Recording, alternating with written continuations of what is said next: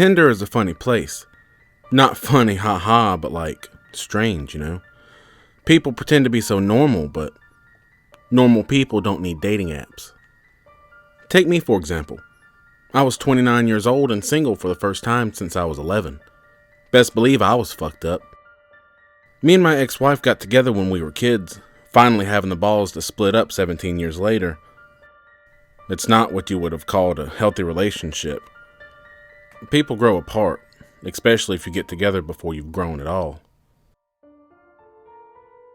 You know, you don't really think about it, but a lot of things change when you get divorced. Living alone is fucking weird. Even more so sleeping by yourself after years of company. The hardest thing is trying to adapt to the ever-changing dating world. After some convincing from a friend, I decided to make a Tinder account. Why? I don't know. I had the perfect dad bod, a scruffy beard, and a pickup truck. Why would someone pick me out of a million profiles? I guess I spoke too soon because soon after my inbox flooded with messages. Apparently I'm what every woman wants. One in particular stuck out. Long, fiery red hair and these dimples. Her profile said that she was an addict of horror movies and photography. This stuck out because my ex-wife hated horror movies and I have an undying passion for them. Honestly, in some ways, it was a main factor in our divorce. I'm sure my horror fans understand. So I messaged her. 1, 2, Freddy's coming for you. Well, I don't know if I mentioned it, but my name's Freddy, so I thought it would be funny to do the Freddy Krueger. Anyway, she got the joke like I knew she would, and we hit it off. After a few days, I got her number, and a week after that, we went on our first date. We had talked so much on the phone that I was afraid we wouldn't have anything to talk about in person, so I decided to take her to a movie. Also, they happened to be playing Lights Out, which sounded and was amazing. As the movie progressed, we slowly got more comfortable and close, especially in the part where that creepy demon lady is scratching on the floor. Jesus. It was around that time that I decided to hold her hand. I just reached over and grabbed it. After a minute, I looked at her to see her smiling. After returning a smile, I looked back towards the movie screen. Just then, a bright light flashes, blinding my peripheral and causing the theater to fill with angry shouts. I look over and she's got her phone out and takes another picture, not giving a shit about everyone else in the theater yelling. She turns to me, wearing the same smile she did before, and says, "Our first time holding hands." Honestly, it did weird me out, but I just chopped it up to, she's crazy. But listen, all women are crazy. It's just to what extent.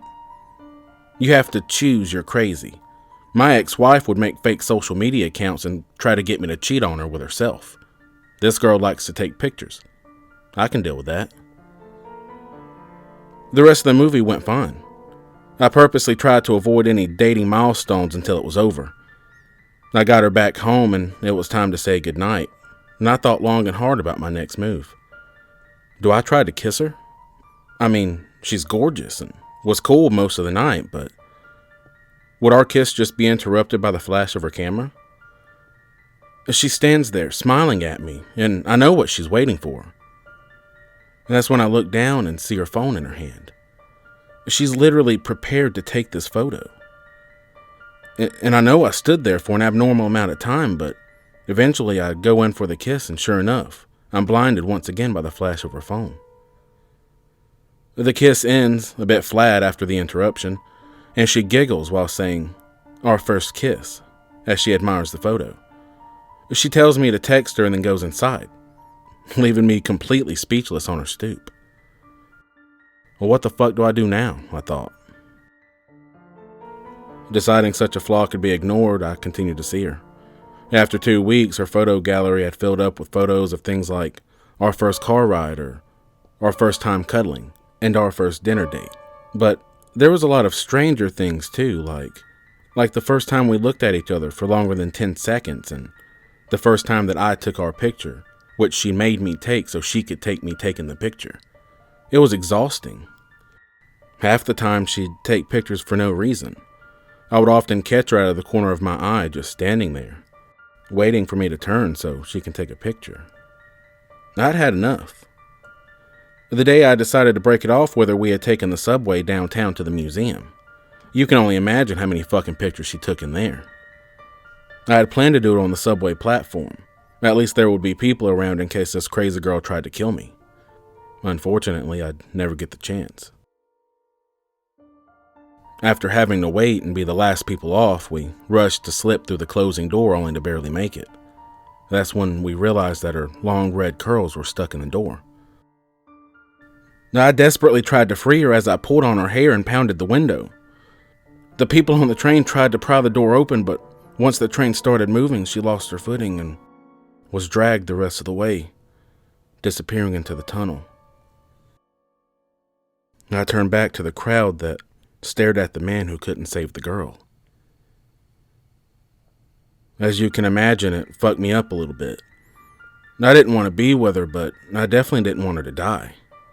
And even though we had only saw each other a few weeks, I had only actually been in her presence maybe 5 or 6 times. I definitely hadn't met her family, but I still felt obligated to go to the funeral. I had no clue what to expect, but when I got there, it seemed like a perfectly normal viewing.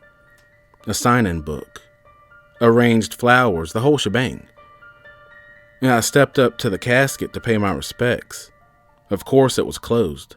She had been dragged away by a train. There's no way it could have been opened. My thought was interrupted by a blinding flash to my right. I turned to look at a reflex, and there she was, standing with her phone out.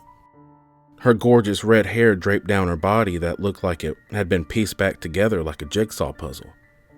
Some pieces obviously misplaced. The camera flashed again, and she was gone. Now, I'm not one of those people that believe in ghosts, but I also know that her death didn't affect me to the point that I'd be going fucking crazy. Yeah, we were dating, and yes, I didn't save her, but I did try, and it was in no way my fault. Forgive me for not being messed up over a situation where I tried my best, but I just wasn't meant to succeed. The thing is, she never went away. I mean, there are times where I don't see her, but if anything important happens, she's right there to take a picture. The call I received about my new job, she was standing in the kitchen with her phone up before the phone even rang. Her body disfigured and gray. When I met my new wife, she was there. Also on our first date, and even the first time we made love. She was right there in the corner, the flash becoming more and more normal. When my son was born, she was in the room, taking his first picture. Even though we never get to see the photos, it's kind of like having our own family photographer. My wife can see the flash, but she can never see the mangled form just to the left of her setting up the perfect shot. My son, on the other hand, usually notices her before I do. Even when he took his first steps, he was walking to her. One thing I'm sure of, though, that had to be the perfect photo.